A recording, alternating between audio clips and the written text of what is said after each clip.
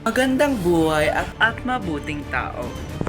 Kami ay pangkat-una at handa kami ipresenta ang gawain namin sa Ariling Panlipunan. Kaya kami ay handa upang ipresenta namin ang dalawang bansa na ibinigay sa amin na ang England at ang France. At sasagutin ang tatlong katanungan na dahilan at paaraan ng pananakop.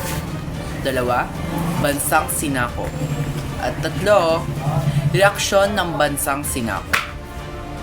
Halika at samahan nyo kami, ipabatid sa inyo at italakay sa inyo ang aming gawang presentasyon.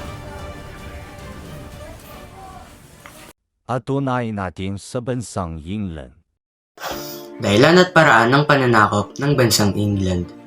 Sinakop ng England ang iba't ibang bansa upang palawakin ang kapangyarihan at teritoryo, makakuha ng likas na yaman at kayamanan, palawakin ng kalakalan at negosyo, ipalaganap ang kultura, wika at relihiyong Kristyanismo. Ito ang mga paraan na ginamit nila. Ginamit nila ang pwersang militar, kolonisasyon at kalakalan.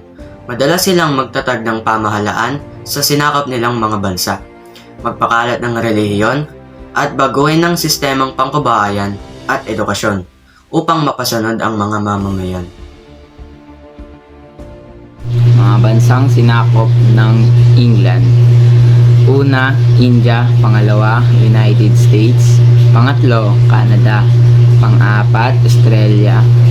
Pang-lima, New Zealand. Pang-anim, South Africa. Pang-pito, Egypt. At pang-walo, Nigeria. At ang pang-siyam, Kenya. At ang pang-sampu, Hong Kong. Yun lang po. Salamat po. Nagbabalik ako upang sagutin ang pangatlong kasagutan na ang reaksyon ng mga sinakop na bansa. At ang una ay India. Matinding pagtutol ang ipinakita ng mga Indiano, nagkaroon ng revolusyon tulad ng Sepoy Revolution noong 1857. Kalaunan, pinamunuan ni Mahatma Gandhi ang mapayapang kilusang para sa kalayaan. Pangalawa ay United States. Dating 13 colonies. Hindi sila pumayag sa buwis at kontrol ng England, kaya nagsimula ang Rebolusyong Amerikano noong 1775 hanggang 1783 at nagdeklara ng kalayaan. Pangatlo, South Africa. May mga digmaan sa pagitan ng mga lokal ng tribo, mga Boer, mga Dutch settler, at mga Ingles dahil sa agawan ng lupa at likas na yaman. Next ay Egypt. Naramdaman ang pagsasamantala sa ekonomiya at pagkawala ng sariling pamahalaan, kaya lumaganap ang mga kilusang nasyonalista. At panglima ay Nigeria.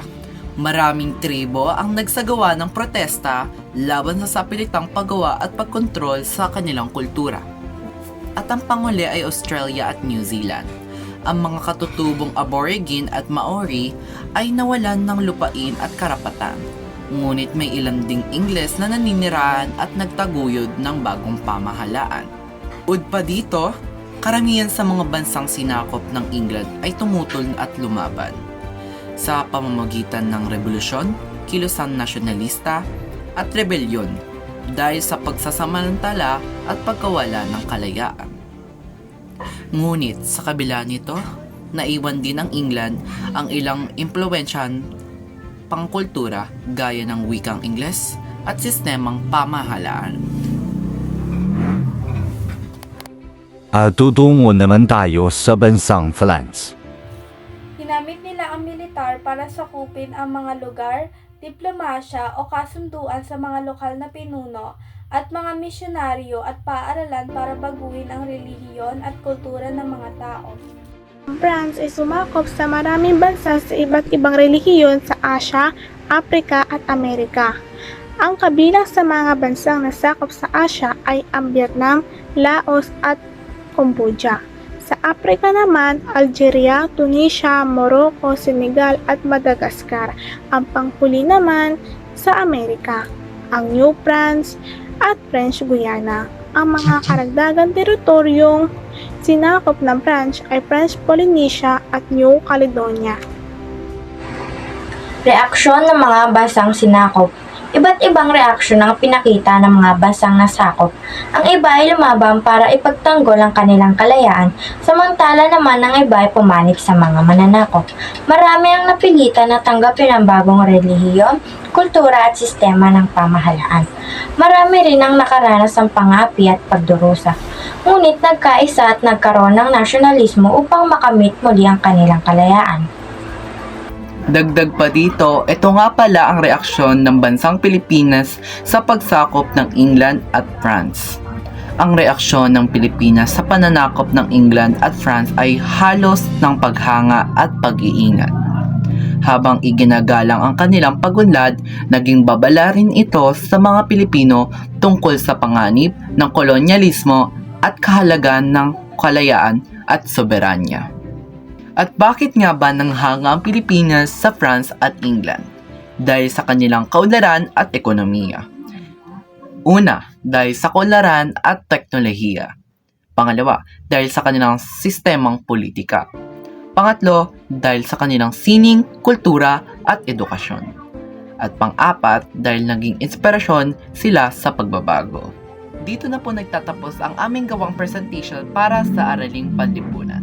Maraming salamat